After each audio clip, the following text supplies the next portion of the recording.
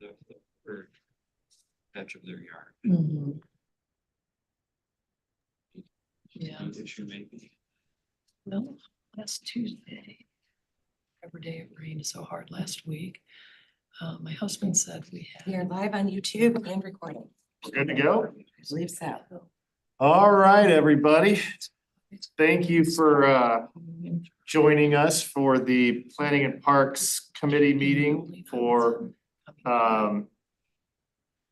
July 22nd, 2024. Thank you for agreeing to change the date and the time. And since the agenda looked relatively benign, we decided to move it up to 5:30 so we could go to 8:30 whenever it ends up taking longer. I'm just joking. No, we'll stick to our standard 2-hour window. We've No one got can we've ask got a any short questions. timeline because we lost a couple of minutes with YouTube, so we'll have to get extra aggressive here. But anyway, thanks for joining and great to see everybody. How about roll call, Ms. Ripito? Excellent. Chair Galani, Here? Councilmember Preston, Here. Councilmember Crayons, Councilmember Ottenberg, Here. Councilmember Rambo, Councilmember Mabry, Here. Councilmember McCutcheon, Here. Councilmember Dodwell, Here. and we have a quorum. Awesome, thank you very much. And we'll move right on to the next item on the agenda, which is the approval of the minutes from the committee's meeting on Tuesday, June 18th, 2024. Do I have a motion? Councilmember Mabry, second by Councilmember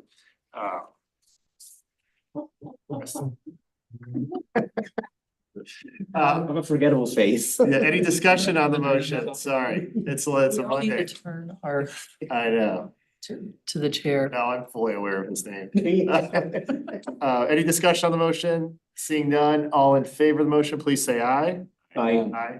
Any opposed? And any abstentions? Abstain. Meeting. Okay, we got 2 abstentions, so I was on the side of a mountain, thank you. How does that work, Mr. Galani? uh, Can I? can the 3 of us pass that? Since we had 2 abstentions, or 4 of us? Yeah, we're good. Can, otherwise we'd have to initiate the motion next time, next meeting, and then do 2 meetings worth of Yeah. approvals. According to the city attorney, it's the majority of those present. Yeah, so we had a quorum to start the meeting, and as long as we have a majority of the people that are here, we should be good. All right, next on the item is public input. Ms. Rivito, do we have anybody that would like to speak? If anybody is online that would like to speak at tonight's meeting, please raise your hand and we'll promote you to a panelist. Does not look like it, and there's nobody here in the audience. Okay, that takes us right into action items, and we'll start with planning matters, and that brings us to items for consideration, which is the 2025 30th anniversary of the city logo development. Director Vunich. Thank you, Mr. Chair. Mr. Chair and members of the committee, the department has prepared for your consideration tonight a memorandum relating to the upcoming 30th anniversary. And I know it sounds kind of funny to be talking about the 30th anniversary when we haven't reached the 29th anniversary of the city, but our Wildwood Celebration Commission is kind of preparing for that 30th anniversary already. And it was the subject of much discussion at our meeting on July 7th. And so from that perspective, the Wildwood Celebration Commission covered a couple of items. First, the logo, how we would want to address this kind of special anniversary in terms of a logo, knowing that in the past at our 5, 10, 15, 20, and 25, we've always done something a little different with the logo. Not necessarily going too far afield, but certainly something different. And then the primary reason to be here tonight with the committee members is that they kind of want to start kicking off this 30th anniversary with kind of a teaser at the 29th anniversary, the celebration will hold on September 21st, celebrate Wildwood. And that would be 30 in 30. And that was an idea of the commission members, and it was unanimously supported by the 10 members. And so from that perspective, I think that's the lion's share of tonight's discussion, but with the logo. The department provided as part of the memorandum, the 25th anniversary logo, which was done in kind of a unique way. At that time, Julia Jacqueline, our economic development manager, and Travis Newberry, our senior planner, had a conversation, and they basically had identified that there's websites out there that will conduct national competitions for designs of logos and things like that. I had no idea about it. And ultimately, the city administrator concurred. Our Wildwood Celebration Commission also agreed, and there was a competition held. We basically went to this website, put some information about Wildwood, kind of what we were celebrating, our 25th anniversary, some of the ideas we had thought of, kind of let the country come back and tell us what they thought. Response was great, and for the most part, we received, remember, it was in the 30s or 40 applications, so to speak, for the logo. And ultimately, the departments and the city administrator whittled it down to about 5 or 6. And ultimately, that's what was presented to the city council through the Wildwood Celebration Commission for consideration. And so that's an option tonight for you all to consider that and provide that direction to the Wildwood Celebration Commission. Or if there's a particular approach you all as the committee would like to consider, that could be something that's passed back to them. And so from the department's perspective, just kind of giving you that information. Any feedback you'd like to provide tonight, we'll pass that on to the 10-member Wildwood Celebration Commission and let them kind of take it from there. We're pressing to have something possibly ready by September 21st, so it can be the kind of the moniker, so for all intents and purposes of the 30 by 30 teaser. And so that's the logo. The 30 by 30 is just that. 30 special things that relate to the 30-year anniversary of the city. First baby born on September 1st, 1995. Who's that? Going to Stovall's Grove and line dancing, a unique component of Wildwood that not many other communities have, so to speak. And there was about 38 or 39 of the activities that were identified. And so from that perspective, what do you think of the idea? Is it something that you support as a committee? If so, I'll take that back to the commission as well as city council. And then if there's anything that's on that list that you like, don't like, or more importantly, is missing. So thank you. Awesome. Councilmember Dowdell? I really like the idea to get people involved in the community that maybe don't know some of the things. It gives them a chance to either take their kids or take themselves to different places. So they came up with a lot of great different ideas. So if we can whittle it down to 30, that'd be wonderful. But I really appreciate the fact that they thought of things that would also help our economic development components too, to remind people that there are things to do here. As far as the logo goes, do we have to change it? Or do we just put a new number in there? That was just going to be my question. There's a question for the committee to answer. And like I said, I think from the perspective of the commission, they were just kind of more so than anything wanting to get to a point where they might have something available for the 30 by 30. Councilmember Rottenberg? Well, sort of tagging on to Councilmember Dodwell's question about the logo. A new and different logo might be interesting, but how do we get that logo? Do we have a competition where it's judged by where the entrants are judged by the committee and confine that to our city so that it's homegrown? I mean, that's just something I'm throwing out there. I don't know that that's necessarily the way to go. You're saying the 25th anniversary logo was done on that website where there's people all over the country submitted ideas? Okay. The downside to the Wildwood Celebration Commission's plan is that they'd like to have something basically 2 months from now, probably sooner than that, so we can prep that kind of teaser packet of information about 30 by 30. So I don't know if we can do a national competition, so to Is it speak. 35-30 or 30-30? 30, what that, 30 by 30. I apologize, Okay, 30 at 30, okay. 30 at 30. My apologies. I just threw my idea out there based on the time constraint that Director Vonich just mentioned. I mean, I'm totally fine with Katie's suggestion, just take the 25th and change it to 30th. Especially since to have that national competition involves a commitment of resources probably from your department to coordinate that competition, and that's rather short notice to get something like that done. I mean, I'm just thinking out loud is, you know, your idea about potentially having it homegrown from within Wildwood. I mean, can we do like a 30-day local contest? Be in the theme. You've Yeah. got 30 days to. 30 days. I like that. And we're only I like that. taking 30 applicants. Yeah, the first 30 applicants within 30 days. So Within then, Wildwood, if we could put it on the Within website and kind Wildwood, of yeah. promote it out, it might be something fun, you know?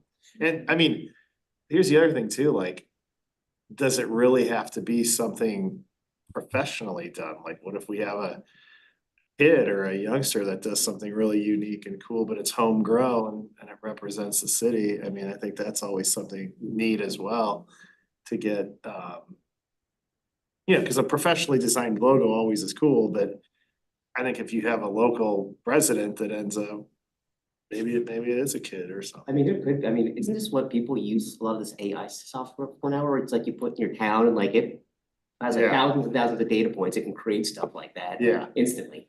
Exactly, we'll so. have 100 Councilor people Mabry? contacting AI. Yeah. Get Wildwood on the map there. I mean, it could be done. I guess is my point. I think Yeah. if people were privy to that, you could get that done in an hour, probably.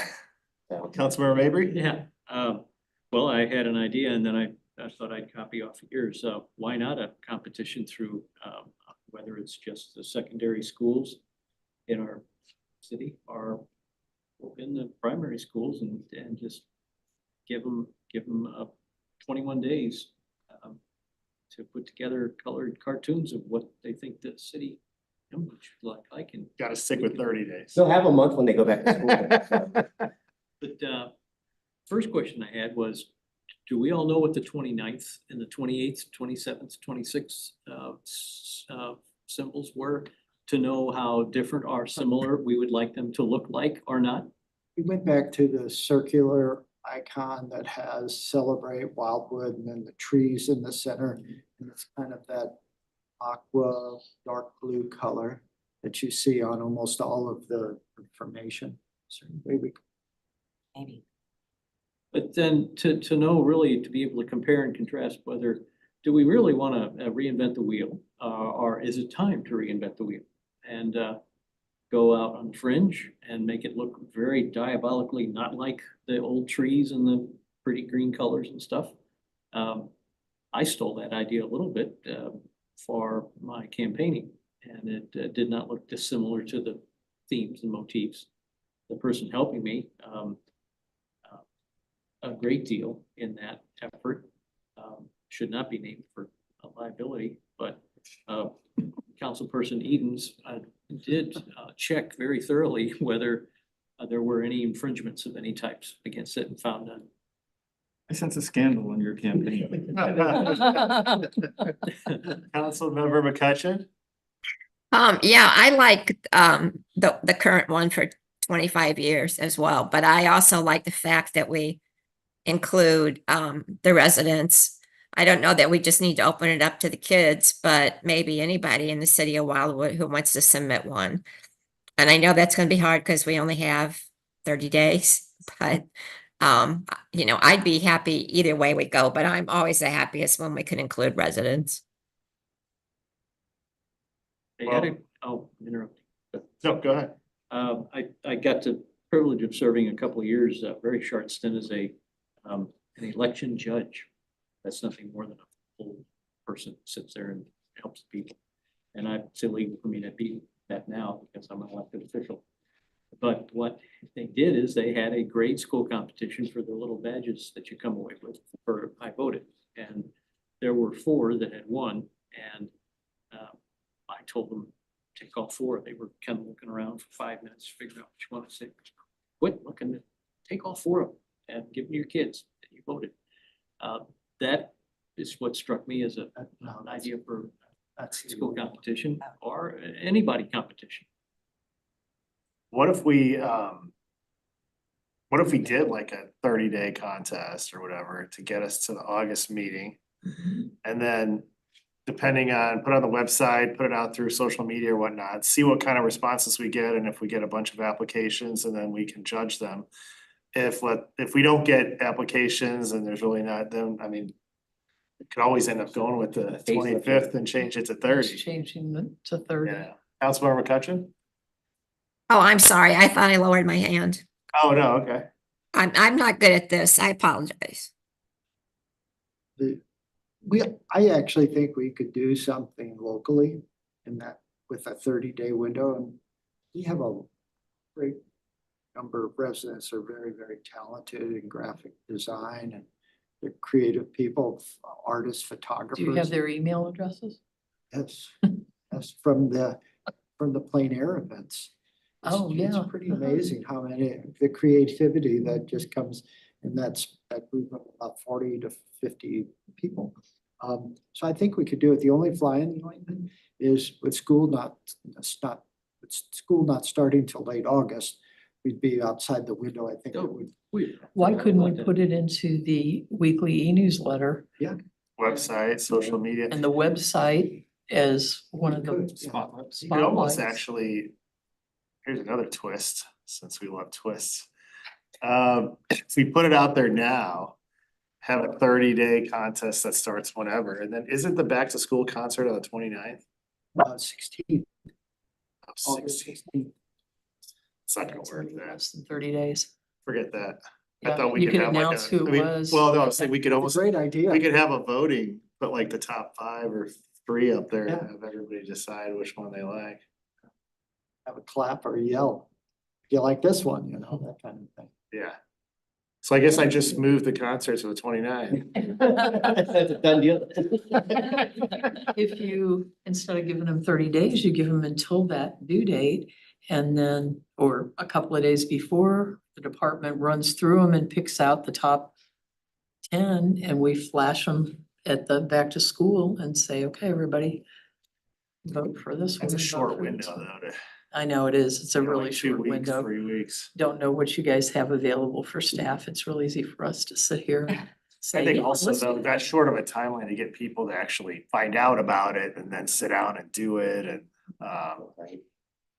Well, I do have good news. Gina, Communications Manager, Economic Development Manager, started today, so Mhm. she has great skills with communication. So I know if we want to do a 30-day window, I think between Tom, her, and the department, we can really put something together, I think. Mhm. cool, yeah. I think it sounds good. I like the idea. Do you need a motion for us to do something or it's just feedback? Actually, if you wouldn't mind doing a motion to proceed forward as best we can with the 30-day competition. Okay. For the development of the logo for the 30th anniversary, and then if there's anything else you'd like to add to the 30 at 30. Do we have a motion to give the Councilman Rottenberg, second by Councilman Dodwell? Any discussion on the motion? Seeing none, all in favor of the motion, please say aye. Hi. Any opposed? Any abstentions? All right, idea. The 30s are gonna run wild. There we go. And then Uh, one other question, sir. yeah, go ahead. You've got 39 different things to do on this list. Are you gonna cut that down to 30 eventually after you talk with various vendors or something? What we intend to do is the Celebrate Wildwood Celebration Commission will be meeting on August 7th. And so we'll basically whittle this list down. Okay, But I wanted to see if you all had anything you'd like to add, or you saw something there that just isn't what you think is appropriate. I have. Go ahead. When I'd seen that list of 30, it reminded me of merit badges as a scout. And you'd collect all 50 if you were a by the time you got up to Eagle. We could make paper contact stickies with printed Wildwood scorecards. And each of those 30 would then, you'd be able to pick them up and plop them down on your card. Wouldn't mean anything, wouldn't be worth anything, but kids especially, and their parents especially, would be able to have Uh-huh. kids ride the railroad down in that bottom, wherever it is. Foster. If Foster, or out Foster Trail, yeah, Frisco's, yeah. And then the other things you'd mentioned, some are not for kids, but some are. Go to Stovall's. I don't know if that fits within the budget. Big truck in the parking lot. You know, a bunch of little paper decals and then the cards, slap them on. Just an idea. Well, if I'm Yeah, go ahead. might add on what he was talking about, I don't know if it'd be possible to publish some kind of a little checklist that people could be Mhm. given, and then they could, you know, when they're looking for something to do on the weekend, say, oh, we could go and do this, and Yeah, then check that off. We did that in the past when we did the decorations for Christmas. People would go around. We've had, when Julian was still here on economic development, we had specific locations of businesses within town where they would take a little card and they'd get check mark or a stamp or a little initial from the owner, their staff members when they run around. So I think we've got ways Yeah. to do it. Last year. Please. Oh, maybe we can orchestrate that for Celebrate Wildwood, so at the same time that we unveil all this. You can hand out Yeah, and cards. this, I think that'd be a great time to do it. Yeah, The last year, this year, we're doing a scavenger hunt. Oh, that's right. We model right after basically the holiday effort that Mhm. Julian orchestrated with the businesses. So this year, there's 21 locations. There's little stickers that'll be at all 21 locations. Many of the locations are our major sponsors for the event, like Pacifically, I just gave it away, but so, and the intent is to, instead of in the next year for the 30th anniversary, to do the 30 at 30. Yeah. Like you just described, we'll have something that they'll add to their matrix or chart or whatever. And we're talking about just maybe if a lot of people participate, we don't want to spend a great deal of funds, but maybe having something as a giveaway. You do all 30, you get this at the Celebrate Wildwood event in 2025. Mhm. awesome. No, I think it's great. So we'll look forward to see you put it together. Sounds Will like be a our Wildwood Celebration Commission and Awesome. their expertise. All right, that takes us to the next item on planning matters for consideration. Director Vunich, Metropolitan Sewer District projects in Wildwood. Well, certainly to this committee, I don't need to go over in great detail our watershed erosion task force and the efforts they have way after 3+ years of working through a number of different calls, requests, studies, analyses, et cetera. And as you know, part of that initial effort of the task force was the identification of what they called critical locations, and we ended up with 6 of them. And ultimately, after identifying those critical locations, we engaged a gentleman named Joe Wilson of Wilson Hydro and Todd Wagner of Wagner and Associates to kind of do a preliminary engineering analysis, their best estimate of cost. And on page 2 of the memorandum, those 6 critical locations are identified along with the cost at over $5 million. Again, remember that was approximately 2 years ago. So I'm assuming the costs are going to be greater than we had anticipated at that time. Unknown to the city of Wildwood was the fact that the Metropolitan St. Louis Sewer District was going to have Proposition S before the voters of St. Louis City and St. Louis County this past April. And that Proposition S passed. And part of that is the money collected, 30% of it will be distributed to municipalities for their stormwater projects. It's a very similar program to what Great Rivers Greenway does in the collection of the sales tax in the city, St. Louis County and St. Charles County, the Municipal Park Grant Commission. We've been beneficiaries of grants awarded by them is funded through that particular sales tax. So actually, we're thinking we're going to see possibly up to $300,000 or more a year from that distribution, given our size and population, et cetera.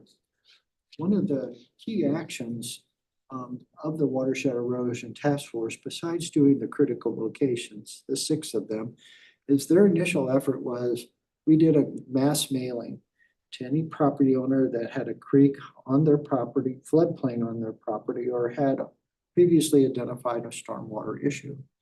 And that list is up to about 100 locations. And periodically, we send that to the Metropolitan St. Louis Sewer District, because at one time, the executive director came and said that from his knowledge, he thought there were only 2 projects on their overall stormwater list that were in Wildwood. And he said, no, that's not right. So we've been, as I say, periodically updating them with our list of now approximately 100 locations. After the successful vote, the department contacted the Metropolitan St. Louis Sewer District, congratulated them on the successful vote, the distribution of funds to the city, and then reminded them of our projects. And to my surprise, he said, oh, we have 16 projects already identified now in the city of Wildwood. And those 16 projects are now on the screen next to Ms. Rippetel. And 4 of them are scheduled for immediate funding based upon the collection of the new tax and the definition of the parameters for all of the components of the new building.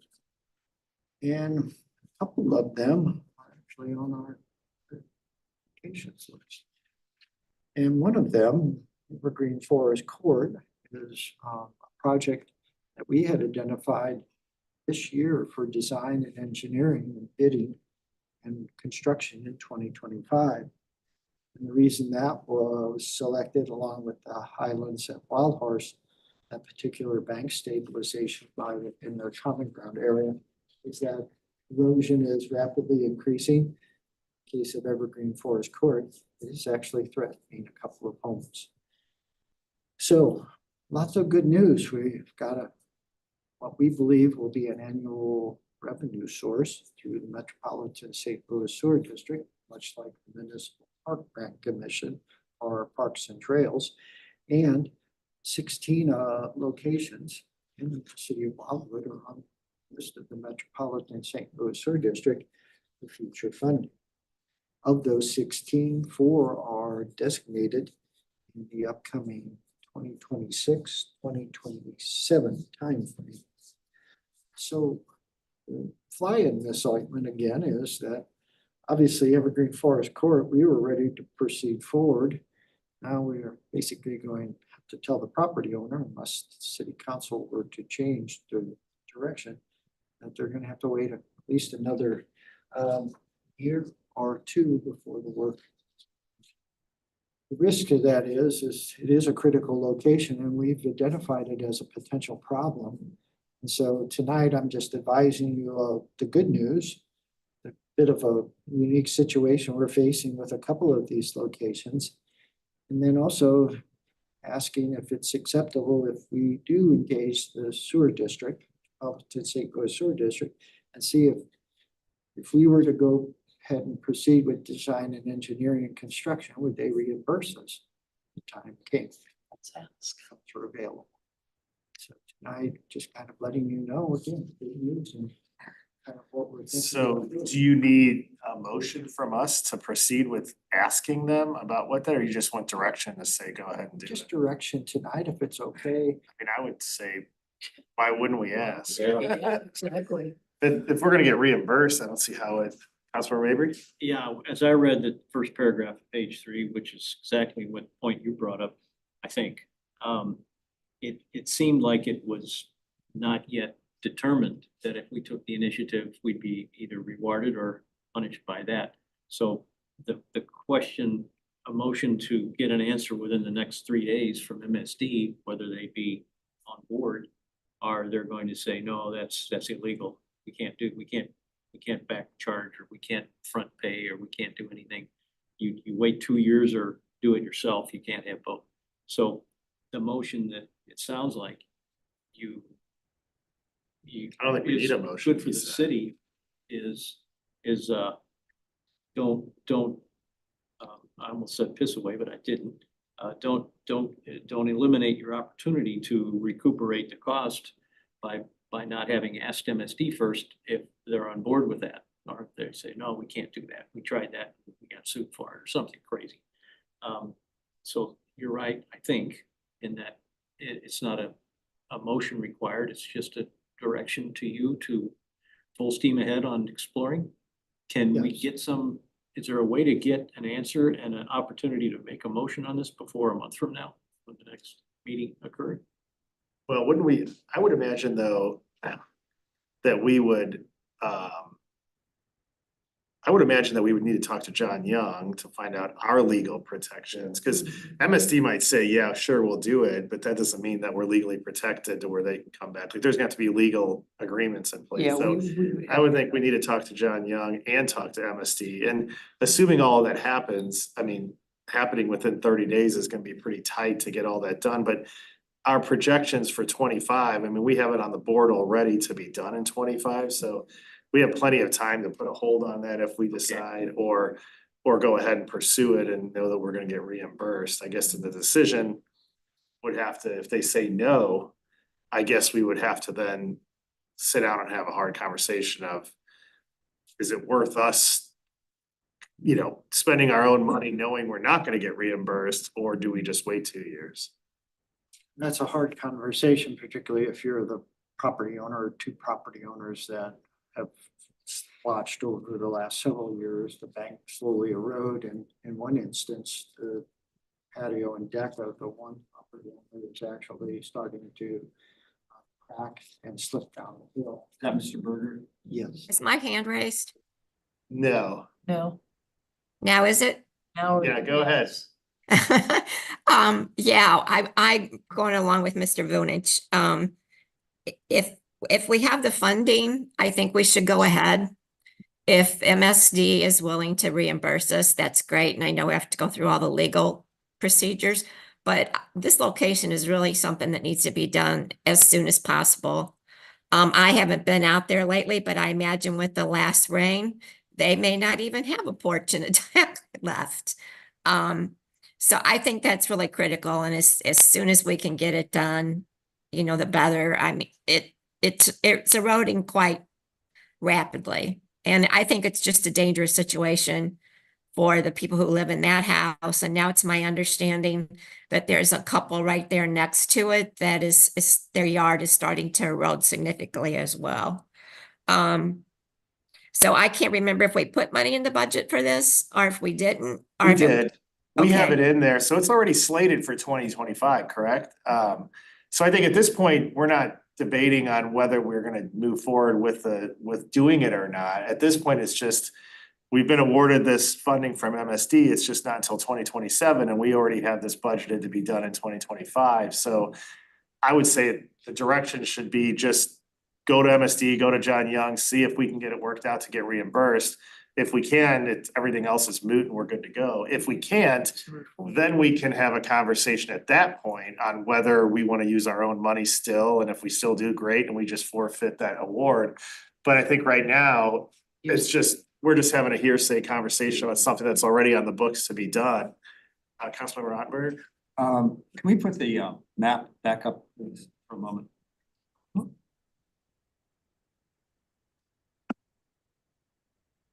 I just real quickly wanted to say that if we get funding for this, if we decide to go ahead with our own personal city funds with this Evergreen Forest project, then fine, we'll use other funds. We got 16 projects that it's not like we're not gonna be using the money. Well, they're funding those 16 projects anyway. What I would ask them to do is if number 5 is next in line and we go ahead and fund this Evergreen Forest Court, then Mhm. number 5 moves up to number 4 and they fund that. the same. Yeah. Yeah, I think there's a lot of contingencies, but once again, we just gotta ask first and find out, cause we could spend 2 days talking about what we could do or maybe do if they say this or not, but. We've already got it in there, let's just talk to them and find out, and then if they say no, then we can talk about what other options. Mr. Brown and I didn't want to get too far out in front without having the committee understand what we were. Yeah, I don't think anyone on here has a problem with moving forward. Councilmember Mabry? Yeah, I'm just thinking, what are the things that would come up in discussion about a joint venture? And all I can think of is, they agree to the, basis of engineering that we use and whose standards we use, whether it's MSD standards or USGS is something. And that they would automatically go default say, well, you have to use our engineering standards for us to be a part of a joint venture. And the second thing would be your bid and award procedures have to conform to what statutes for Missouri require of MSD. And I know that you already know all this, so you know what questions to ask. I don't. Mr. Brown certainly does. Councilmember Rodberg, do you have a question related to the map? Yeah, so the first four items that are there, how is that priority established? Was it established with our input? They had our input.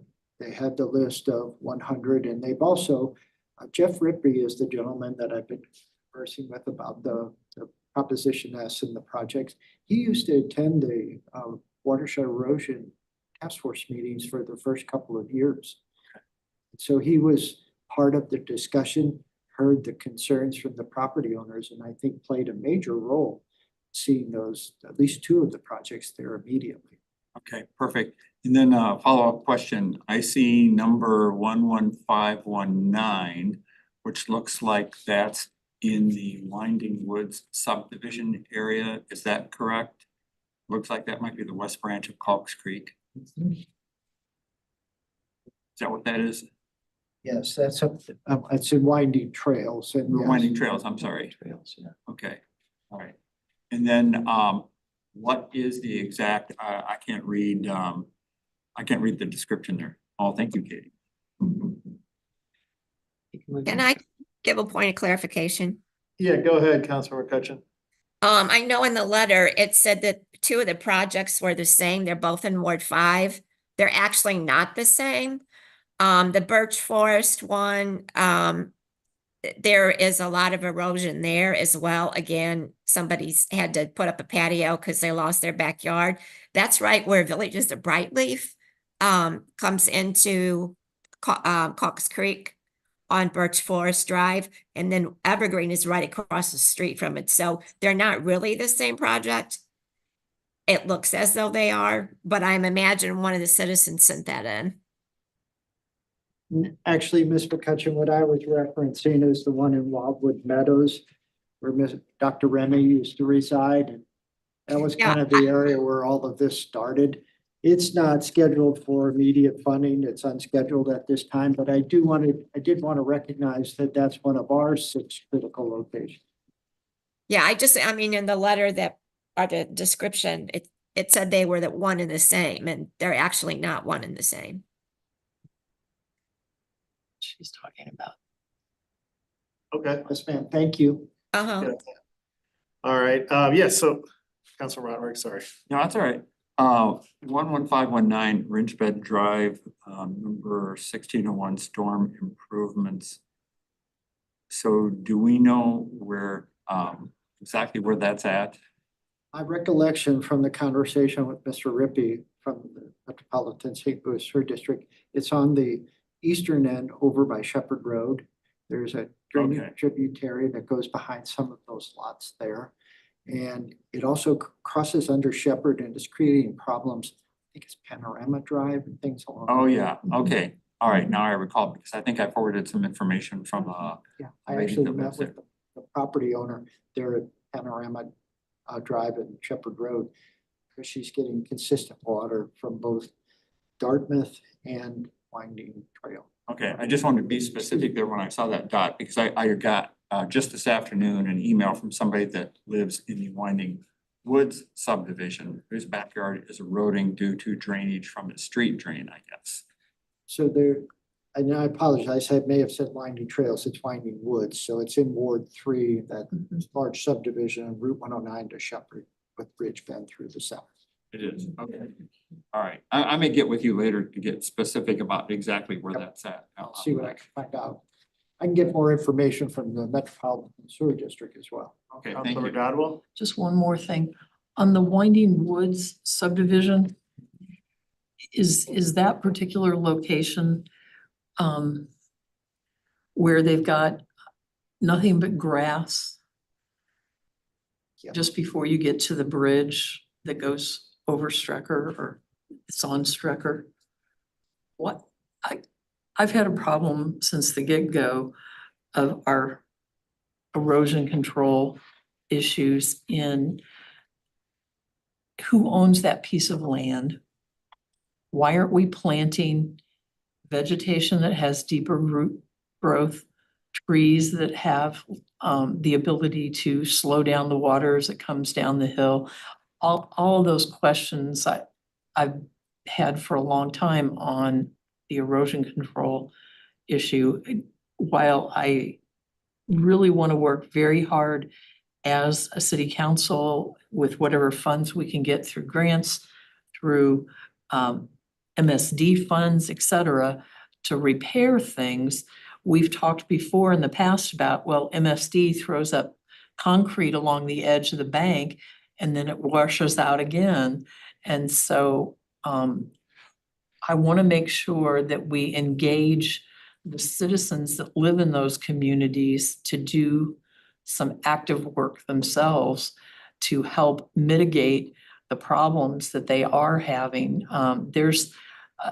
You can plant buffalo grass, you can plant fast growing different types of trees that off the top of my head, they're escaping me, but there are things that we can have our citizens also do to mitigate that water issue. I've got neighbors, I'm in Timber Ridge Estates, they back up to Cox Creek at some of the fastest moving points of water when it rains. And some families have done a good job of leaving trees, existing oaks, et cetera, just like the farmers did when they farmed that particular slot. But others have mowed down to the very end of the creek line or where the creek ends or starts.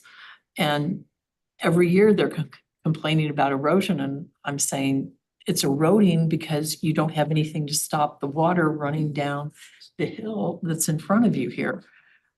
So we have to get our citizens involved because we can't continue to afford to do $1 million projects behind everybody's house that lives along a creek. It just doesn't make, I mean, I live on the side of a hill.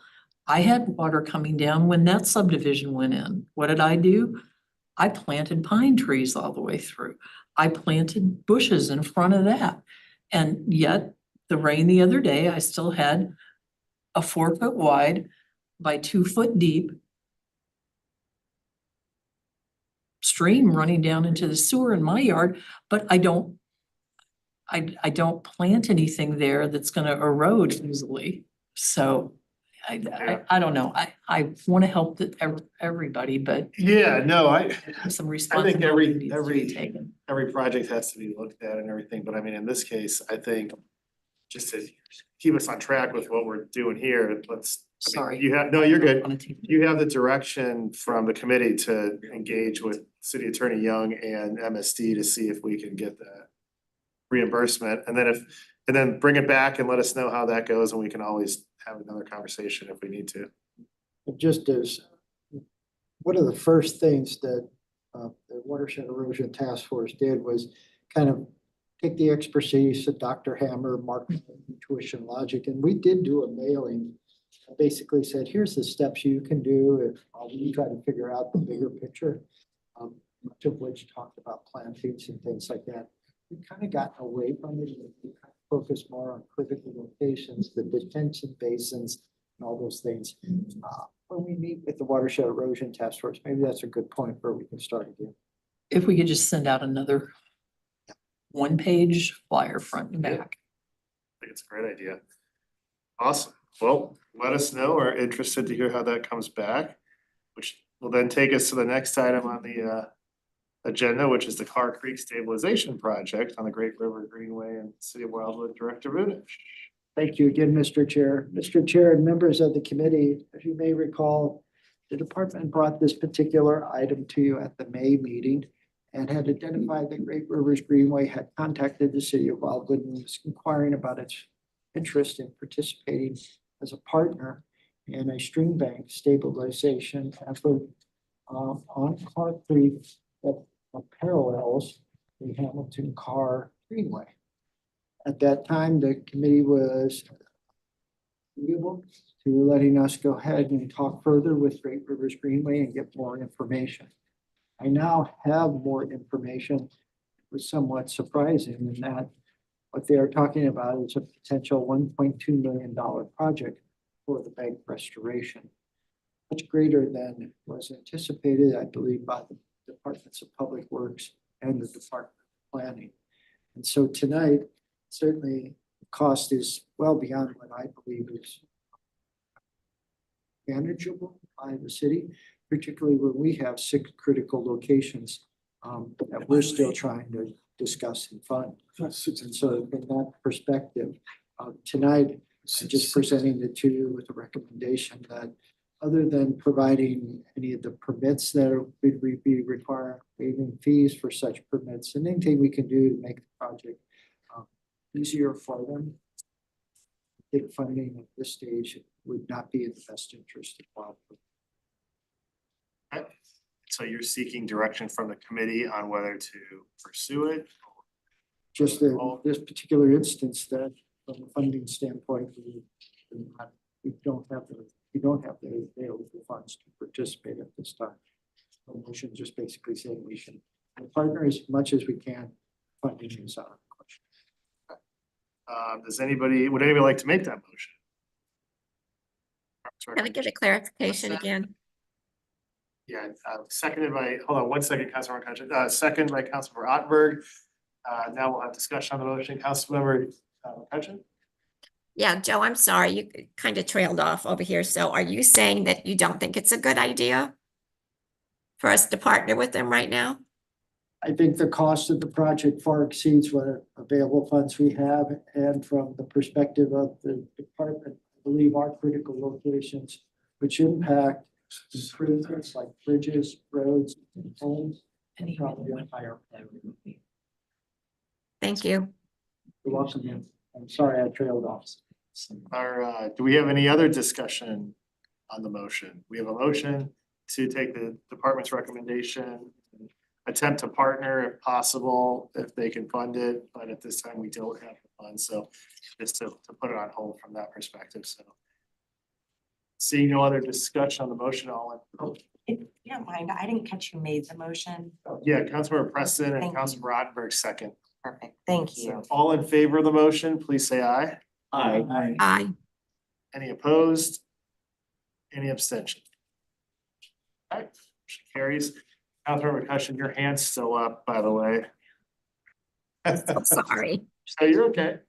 Mr. Chair, with your permission, Mr. Krantz, I apologize. We sent out some erroneous information on Friday about the start time, 6:30. Mr. Newberry has followed up with something, but we didn't call because Mr. Newberry was off today. So my apologies. It's me, Joe. No, you're good. Yeah. That takes us to the last item under planning matters, which is the Department of Recent Development Trends. Does anybody have any questions related to the development trends on the departments? Okay, seeing none, we'll go on to the next item on the agenda, which are park matters ready for consideration. We have 6 items tonight. The first item is the all-inclusive unlimited play playground facility, a contract for additional services. Director Vunich. Thank you again, Mr. Chair. Mr. Chair and members of the committee, as you recall, Unlimited Play represented by Natalie Kay and Chuck Nielsen did a presentation at our June meeting of a potential concept for a all-inclusive playground facility at Concord City Park. Ms. McKay did a wonderful presentation and I believe was very much received well by the committee. as the committee went through the discussion about the playground and some of the benefits that the playground derives beyond just providing a facility for all children, it became apparent that there may be a better location for it. That was Village Green. Village Green, as part of phase two, has always included a playground facility, but not one that was necessarily intended for unlimited by universal access. Ultimately, at the conclusion of that meeting, the committee recommended that the Village Green site be explored for a potential location. Recommendation was presented to City Council at the July meeting. Ultimately, it concurred. Tonight, the department is presenting to you a proposal to basically create the master plan and the initial set of engineered drawings for a facility at Village Green. Cost of that particular service is not to exceed $25,000. Actually believes that's a reasonable cost for the services and tasks identified compared to some of the other consultant contracts that I've seen of late. So tonight, the department is recommending to the committee authorization to proceed forward with a recommendation to City Council and legislation for the proceed forward with design. For the 25,000, Yes, not to exceed. not to exceed. Okay. Start out, would anybody like to make that motion? Yes. Councilmember I'll make the Dodwell, motion, but I have a Councilmember question. Rottenberg, second. So we have a motion on the floor to accept the department's recommendation and proceed with legislation to the council for an amount not to exceed 25,000 for the proposal. So now we're in discussion for said motion. Councilmember Dodwell. Since I wasn't at the last meeting, I just wanted to double check. At one time, we had talked about some kind of a splash pad place in that location, so this would negate the splash pad. Actually, this- They were gonna include it. Yeah, they I were can't included. remember which They were? council Oh, person okay. brought I it just up, wasn't here. but someone brought it up at the meeting about, having a water feature in front of it. In this case, that those really take it over the top. And So Okay, that would be part of it. okay, Yeah, perfect, perfect. okay. Then Awesome. no Well, worry. Councilmember Krantz. Joe, this is in the budget, right? Yes, Good, okay. yes, we've shifted some things around and at mid-year, we'll be adjusting some of the projects that we had talked about doing that aren't queued up as quickly as this. So we'll make it work. Awesome. All right, well, seeing no further discussion on the motion, all in favor of the motion, please say aye. Aye. Any opposed? Any abstention? All right, awesome. And that takes us to the next item on the agenda, which is the Pertner Park planning process, the concept plan, development contract, Director Vunich. Thank you again, Mr. Chair. And just one last note on the unlimited play facility. When Ms. McKay sent over the proposal, she also noted that she's already been working with some of the potential sponsors for a facility in Wildwood. So she said that they're kind of peeling back the layers of onion already and trying to find us some help to make this a reality. So she's doing that on her own without any compensation from the city. So just a pretty impressive company, and Ms. McKay seems to really know her stuff. Yeah. Portner Park. So tonight, there are a couple of components I'd like to talk to you about relative to Portner Park.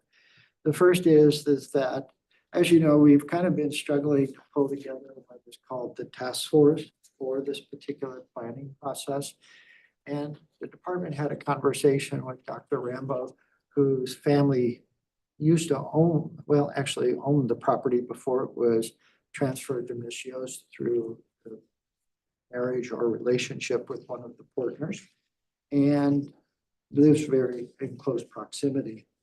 The thought was potentially maybe trying to do more of an in-house concept design, utilizing the committee members, Department of Planning and Public Works personnel, and representatives from the Historic Preservation Commission, because there are several structures that are historic on the property. The thought being is maybe coalesce that group together and work from a perspective of creating maybe one or two options for the master plan relative to the restrictions that we know are in place as part of the donation. And then doing and public outreach relative to those options. And instead of kind of starting at scratch with a task force and then going through the committee, the commission, and then back out to the public. It's a thought that was discussed with Dr. Rambo, but I thought it was at least worth presenting to you, given the fact that we've been talking about the task force for now almost 7 months. The second component is the department has talked with TerraSpec, Ken Keitel, who did a lot of the pre-work, get us to the point where we can do a master plan. That pre-work included engaging the surveyor and having the survey and topographic work done for closing. And then coordinating all of the analysis of the mold, asbestos, et cetera, so as the demolition could proceed forward, which is scheduled to begin in August now for the home. Kelp Contracting has all of the permits in hand finally, which does include the retention of the water well, which we have hoped. Ken Keitel has provided a proposal with several tasks. The amount is $13,500. But as part of this, he has also agreed to submit a planning grant application to the Municipal Park Grant Commission. And they are funded on an as-need basis. They don't wait for board approval. And he's been very successful and based upon preliminary conversations, he thinks that we'll receive that $10,000 grant if we apply. So the cost to the city, if the grant is received, and we wouldn't proceed forward until the grant is received, would be $3,500 for his services. So 2 parts. What do you think about the process? And then moving forward with a contract with TerraSpec under the grant application component. And so you're looking for that direction on that. So do you guys want to take it up? We'll do one at a time, or do you want to do it together? Well, I was just gonna say, I see no reason to have another committee to deal with this.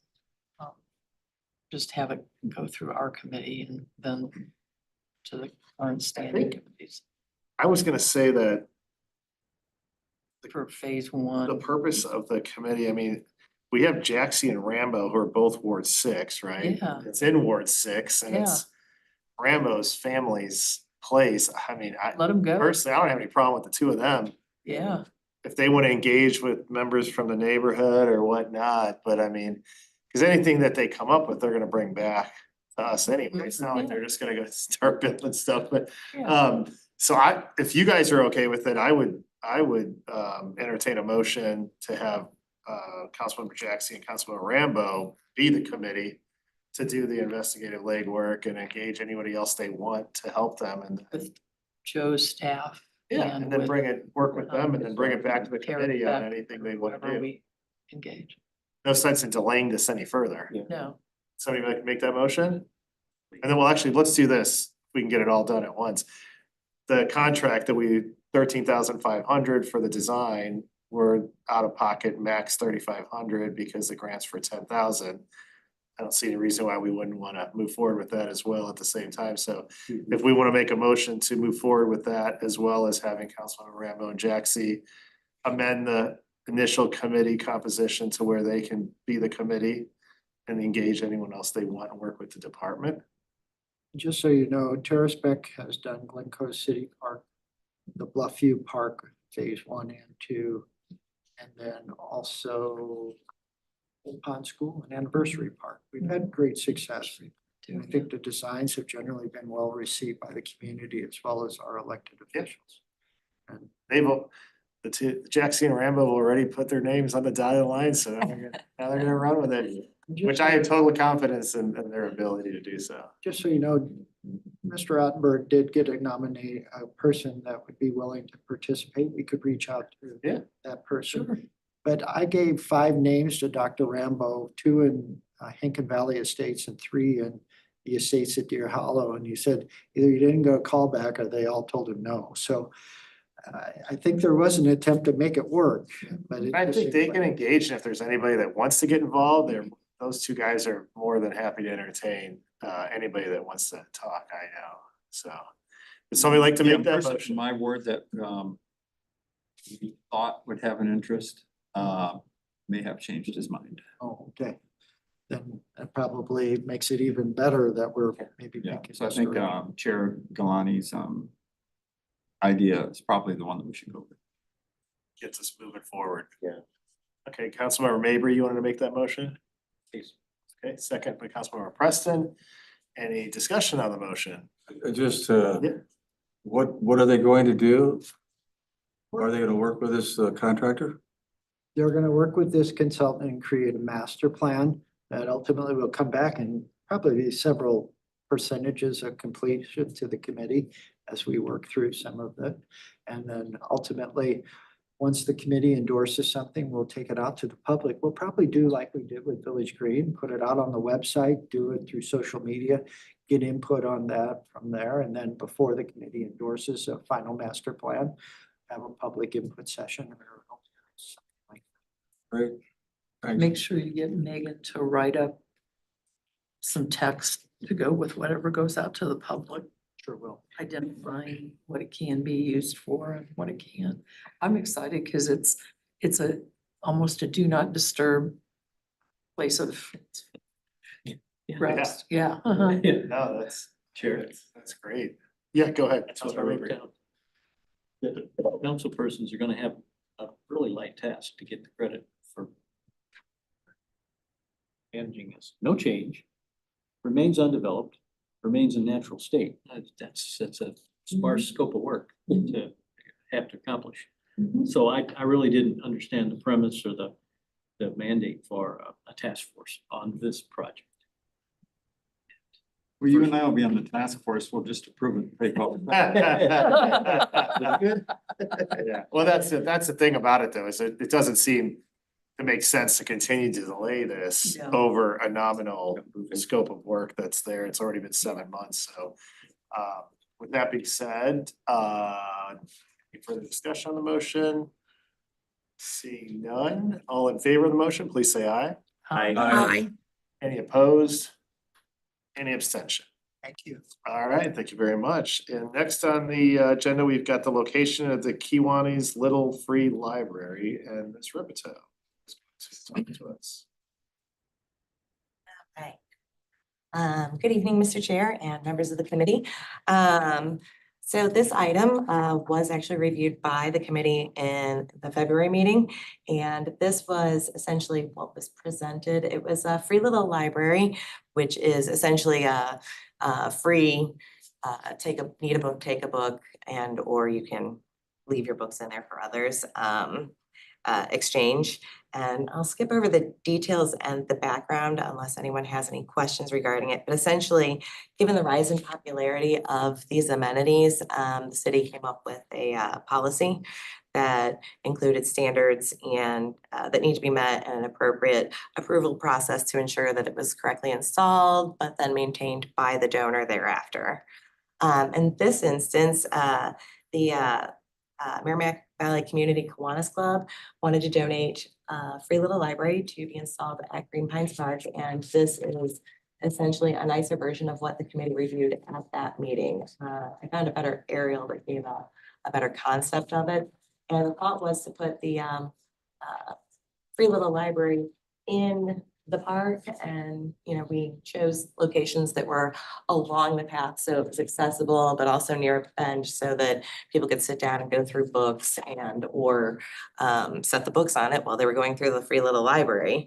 And this was endorsed by the committee unanimously, if not enthusiastically, with the final location to be determined by the department with and or the contractor hired to do the installation. So when this went to city council, it was recommended to have the free little library outside of Green Pines Park so that it was more accessible for students going to the bus stop and such, and to keep people from going into the park unnecessarily. And so the department reviewed this and looked into locations outside the park. And this is the same aerial except showing locations outside the park. And essentially, while we were looking into this, we were looking at areas again along the path so that it was accessible. And also you can see, from these areas here, they're the farthest from, houses surrounding. And so one is in front of the fenced in area here, but along the path, and so it keeps it up along the park. And then the other location, it would be on the other side, however, the monument sign's there, and so it would probably have to be placed over here a little further. However, in the process of researching this, and since the time it was approved by council, the department has received some phone calls from the neighboring properties with residents concerned about, you know, trespassing on their property, just the impact that having the park so close to their property has on them now. That's a better aerial, so you can kind of see the proximity of, like, you know, their backyard with where this fenced in area is and where the proposed little library would go. So, you know, if we were to go outside the park, the department would recommend going on the side that isn't the same side as the monument sign, because there's this lovely little retention pond here. And at first, when I looked at it, I'm like, oh, what a great view to like sit and go through books. And then I thought about going through the little library, and, you know, I have a little one and he'd probably go swimming. So having it that close to that may be not a good idea. But again, the city has agreed to install additional landscaping to create a better buffer for the neighboring residents already. And, you know, the thought is that if we had it outside that fenced in area, it might, you know, perpetuate an existing issue. And so that being said, it might be better to keep it inside the fenced in area rather than going outside, but wanted to present that to the committee to, you know, get some guidance on that issue. The other benefit to having it inside the fenced in area as opposed to outside is that there are existing benches in there. And if we were to put it outside of the gated area, it is nice to have a bench or some kind of something to sit on or set the books on while you're going through it, because sometimes those get a little crammed. But, you know, the thought was that having it outside might increase wandering children onto other people's properties. It also puts it closer to the parking lot. And we have also recently found out that there is a free little library at the school. So parents and, you know, kids have access to that before and after school. And if that was one of the reasons for putting it outside, it seems that maybe that's not the best option, but wanted to present all the options and look for the committee's direction. If once a location, whether inside or outside, is determined, then the department will work with a contractor to have the library installed, and we'll move forward. We actually already have received it. It's upstairs, just waiting to be installed. So Awesome. with Thank that, you. that concludes our. Thank you so much for the presentation. Councilmember McCutcheon?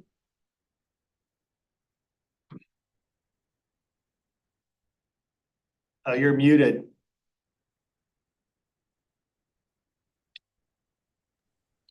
The purpose of the gate originally was so that the parents didn't have to worry about the children wandering off and out into the street. And I'm afraid that if we put a little free library inside the park, we're going to have, you know, individuals coming into the park, maybe not closing the gate. And I know the parents have been overwhelmingly enjoying the fact that there is a gate, because they can sit there and they can see their children, but they don't have to typically follow right behind them. So I'm not in favor of having the little free library inside the gate. I can also know that the residents around there have been very kind to us, and to add the little free library outside right there in front of the park, I'm afraid that's going to create some more noise or what have you with the residents that live right there. So I don't really have an answer of where to put it, but I definitely know from comments where residents probably would not like to have it. Hey, Councilmember Dodwell? Is the gate locked after dark? No? Okay. Does it close automatically? No. No, you have to pull it closed. Councilmember Ratner.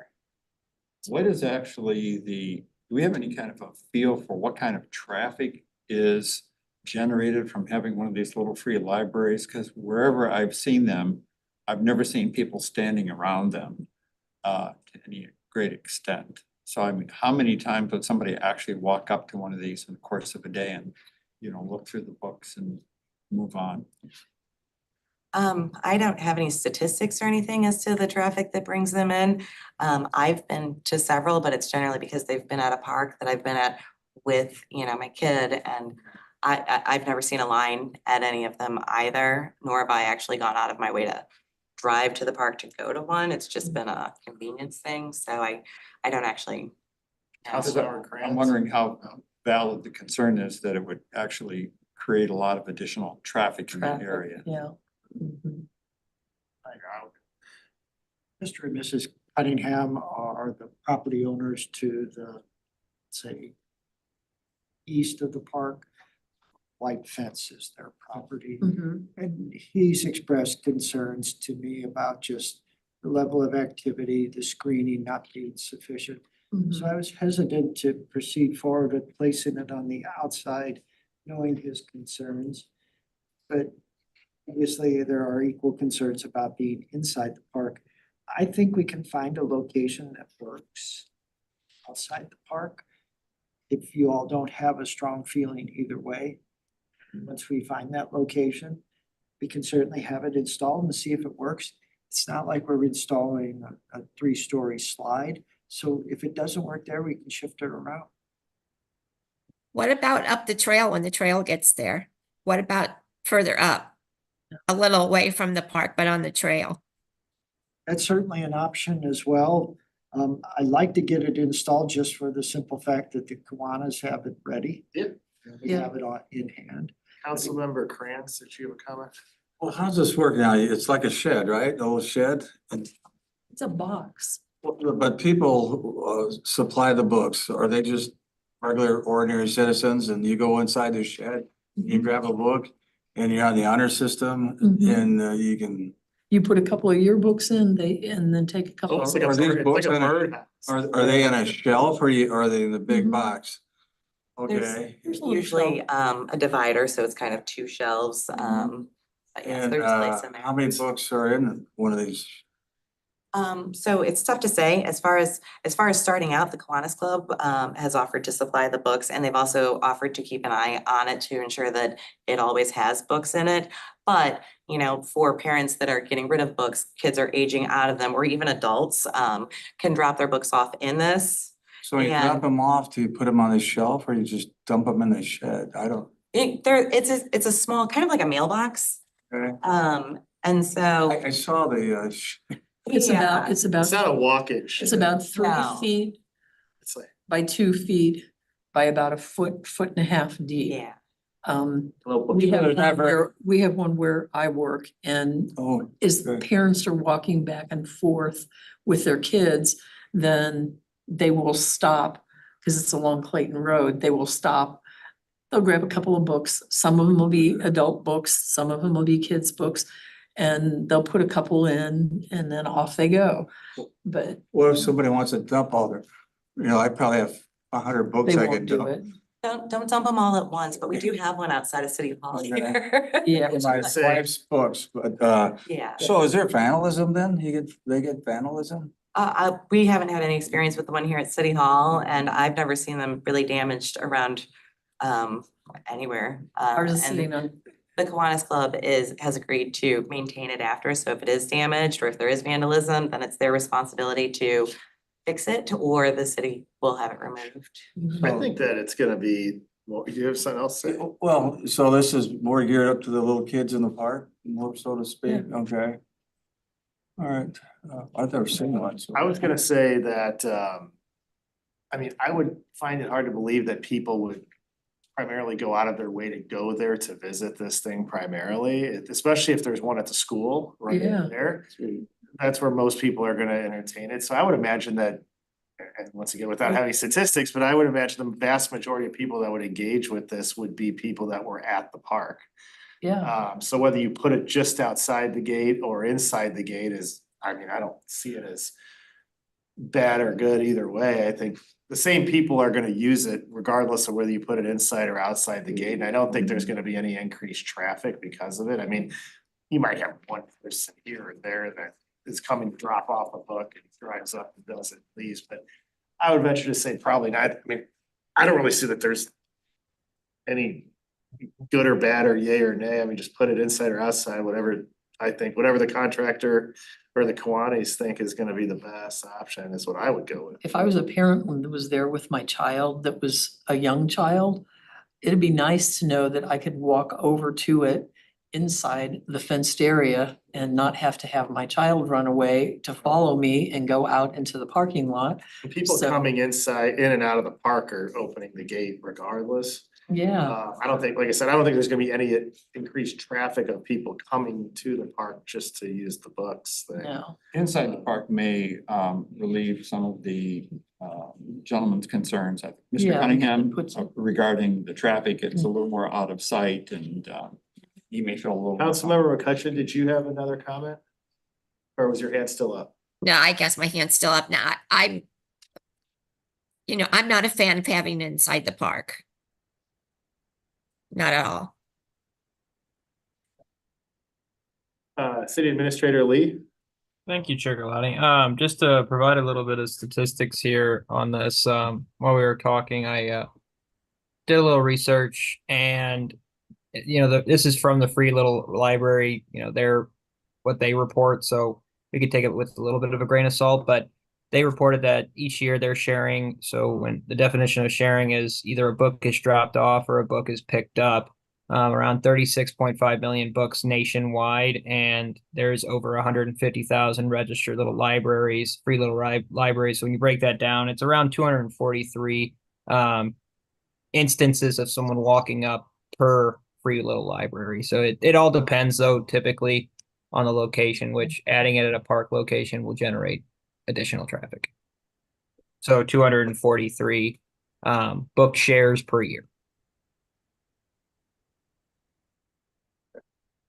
That's less, it's like one every two or 3 days. Mhm. Either way, like I said, I don't think it's gonna generate an increased amount of traffic in and out of the park, so whether it was in or out, I don't think so. Are you looking for direction from us to tell you to put it in or out, or just to go with the contractor and put If you it? place it in, then you don't have the families that's property backs up to the parking lot worried about it. If you place it out, then that's when those families were worried about it. So that's why I was saying just put it in as you had I originally. mean, there's already activity inside anyway. Yeah, And people are going in to go in there and play and sit and Yeah. read or whatever they're gonna do, so, I mean, well, somebody wanna make a motion about in or out? I move that we put it inside the park. Okay, do we have a second? Councilmember Dodwell makes the motion. Councilmember Rottenberg seconds. Any further discussion on the motion? Let's, Councilwoman McCutcheon doesn't want it in at her park. And, It's not her park. it's our well, park. but it's her residence. Let me say it's her residence. So I respect her point of view is all I'm saying. Yeah. And if there's Someone- some other compromise somewhere else, I kind of incline with Joe. We ought to look to other areas. I would like an area where there'd be like somebody could see it, and watch it. In a park, it's just kind of out there by itself. But I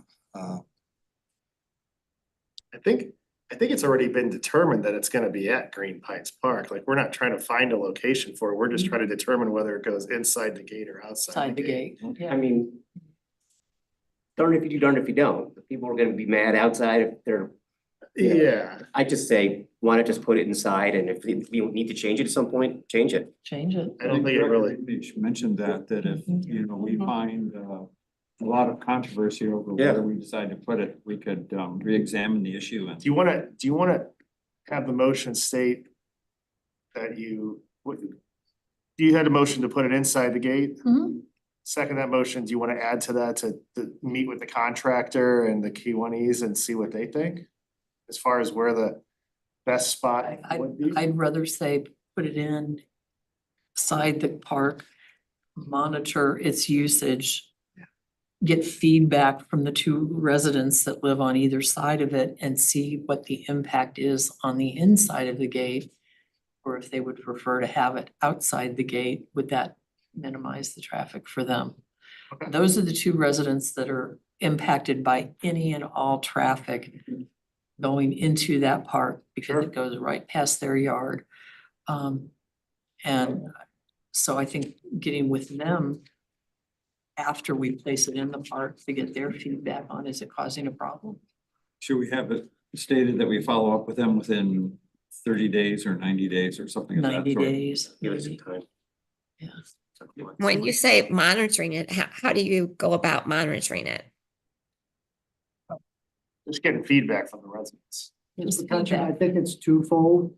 Mr. Bertolino, who is one of the Kiwanis that asked for this location, he has agreed to kind of take a watch over it, check on the books, things like that. So we would ask him to basically, if he could monitor, just see if you're seeing good turnover or not. If it's not getting utilized, then we could consider another location.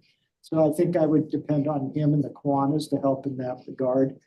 But again, I would just emphasize, it's just a post. If we find a better location after a while and we can move it, and maybe the September meeting, we bring it back and let you know what we're seeing. All right, so the motion on the floor is to place the book drop on the inside of the gate, and we have a second. Seeing no further discussion on the motion, all in favor of the motion, please say aye. Aye. Any opposed?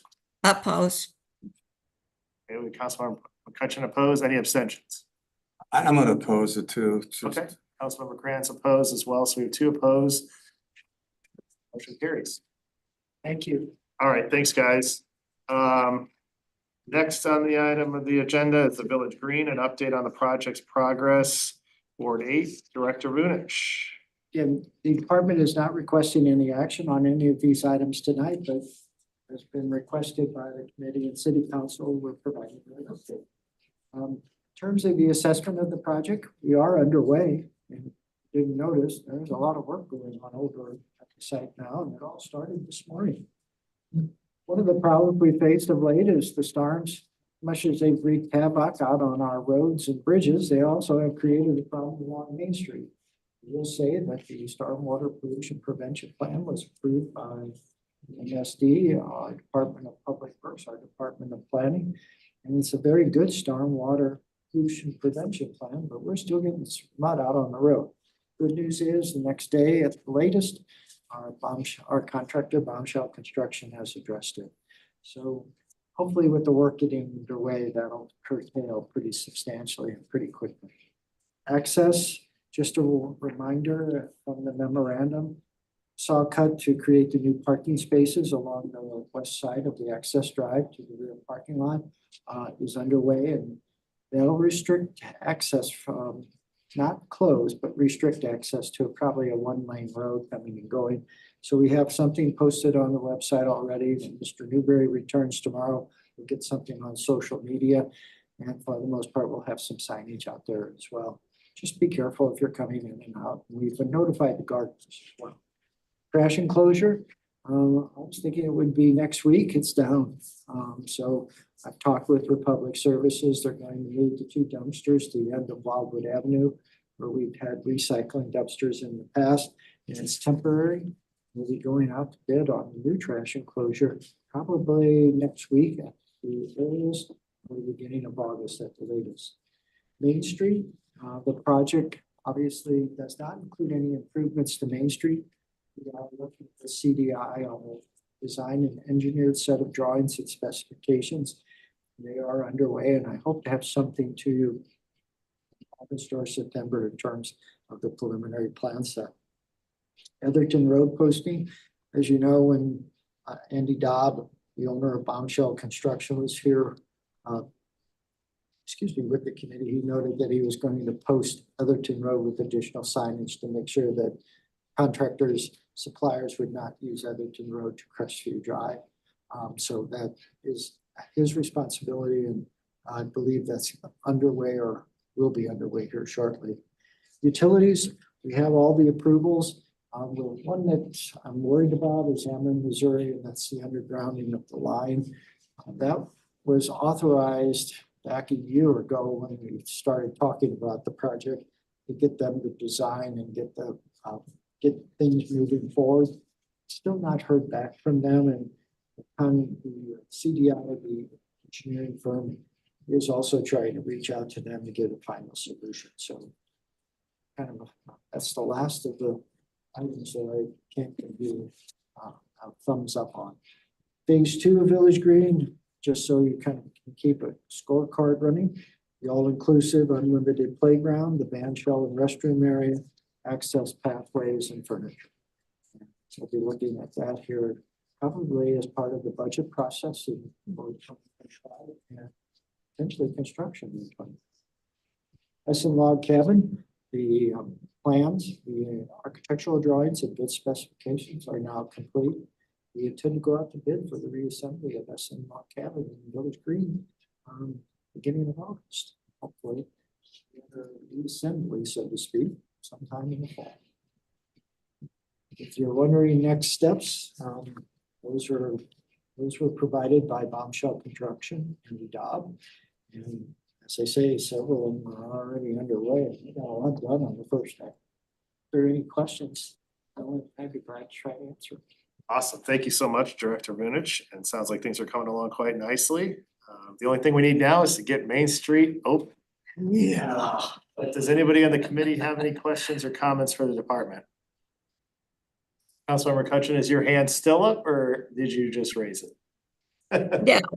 So when it says lower and you click that, then you can't see it, right? Correct. So I don't know what's going on with my computer. I don't know. I'm sorry. No, you're okay. Does anybody else have any comments or concerns or questions? Okay. All right. Well, thank you very much for that. And we're excited to see the continued progress on that and look forward to getting it operational. So I know everybody else is too.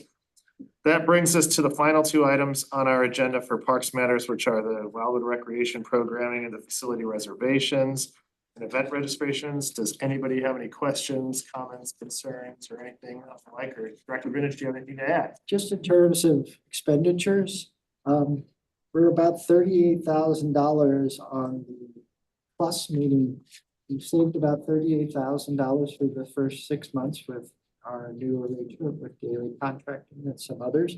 So just to let you know, got some progress there. So that's good news. And the only thing that's I will caution you about is the last couple of days with the storms, we've had a lot of damage to several of our trails and park areas. So that number may change a little, but we're doing our best to keep them. It's always good to be in the green if you have to deal with unexpected expenses. So Councilmember Godwell? Could you please pass along to staff, because I was out on several different roadways throughout Wildwood, like an hour and a half after the rain stopped, and I saw trucks from Wildwood all over the place evaluating things and contractors heading to those locations with them. So kudos goes to the city staff and the contractors that we have on board for their quick response to our residents' concerns. We had some roads shut down due to trees just falling over into the road. And within a matter of hours, those roadways were open. So thank you very much. Sure, Mr. Lee will pass that on to Public Works. Yeah, always doing a great job. And on that note, I'll throw an ad in there about the Music on Main concert series from this last Friday. It was a great event and you guys did a phenomenal job putting that together, and the music was really good 80s music. So it was very engaging. Everyone young and old was enjoying Actually it. knew some of the songs. Director Vunich was dancing under the tent. I go over and talk to him because he was getting a lot of control. But no, actually, there was actually a group. I mean, there was a group of probably 100 people. There was a pit in front of the. Oh, God. I mean, it wasn't an aggressive pit, but it was people. I walked up there and there was anywhere from kids to 80-year-old folks that were in there dancing to the music and stuff. So it was really cool to see everybody, and the weather couldn't have been more perfect. It actually got a little chilly Yeah. later on, but It was a mosh pit. it was. I almost was tempted to go in there and turn it into one, but anyway, I digress. Thank you very much. That was a great event. I know the residents really love it, and I've not talked to anybody who doesn't have great things to say. So we have no executive session items for consideration, not ready for action. There's 6 items on there. Does anybody have any questions, concerns, comments related to anything on that list? Okay, Jack, I'll ask you real quick. Director Vinish, do all these items on this need to stay on here, or can we clean it up and get rid of a few, or? Couple at the bottom of the list have been on there for a long period of time. I probably will have something prepared in August. The aesthetic lighting, Mr. Young and I need to sit down and kind of put our heads together on that. Mhm. So that should probably be thinking earliest August, but September more probably. Fair enough, just thought I'd ask. And there's no other items for consideration, which, Councilmember Otberg. Just a quick question, a subject near and dear to my heart, Tour de Wildwood. Have we given any thought to trying to select a date for that event? Or are we still planning on having that event? With the permission of the city administrator, we are planning on having the event. We're looking at that first Sunday in October. And we reached out to the 2 individuals from the Missouri Bicycle and Pedestrian Association today. And we're trying to set up a meeting. And the intent is to have, for the most part, the same 2 courses. And probably have the city have a little bit greater role in all of it. I think we stretched the association pretty thin last year, and we don't want to do it again. All right, thank you. Very good. That brings us to the next item, which is our next meeting, which is scheduled for Monday, August 19th, 2024. So mark your calendars. 6:30 p.m. 6:30. Okay, Does everybody like 6:30, or would you rather have 5:30? 5:30 is great I for like me. 5:30 is fine with me. It's nice to get it. Well, Director Rich, let I me gotta answer read my this. email. That's- For the city staff, I just figured 5:30 is better, because then that gets you guys home an hour earlier, assuming we're on time. So if it's 5:30 works for all of you, it's great for us. Does that work for you, Okay. Melanie? Do you need a motion to change that, or? Probably. I don't think so. You're the chair. You set the time. 5:30 it is then, if everybody's okay with that, I think it's Mr. great. Graham's 5:30. Yeah. That's just it. I did read that email, but then I saw the agenda, I go. Sorry. I know you guys have long Changed days it. here, so get I- them a little It's earlier. my mistake. I apologize. Thinking on you about it. Tom's got City Administrator Lee. Thanks, Chair Galani. I was just gonna make a quick mentioning, Mr. Vonish, could you please, remind me of that tomorrow so I can update that time in the Gazette? I just want to make sure our Parks and Planning meetings are updated in the publication. Oh, yeah. Melanie and I will be glad to do it. Sir. Thank you. I have it on my post-it here, but just in case. All right, well, thank you, and this brings us to closing. Does anybody have anything miscellaneous they'd like to say or bring up for address before we?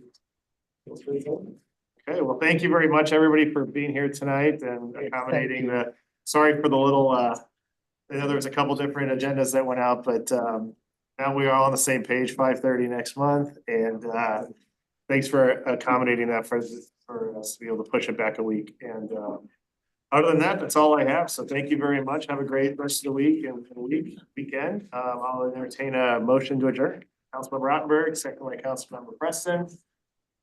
Any discussion on the motion? Seeing none, all in favor, please say aye. Aye. I. Opposed? Any abstention? Thank you all again. All right. Thanks, Joe. Thanks, Yeah, thanks, guys.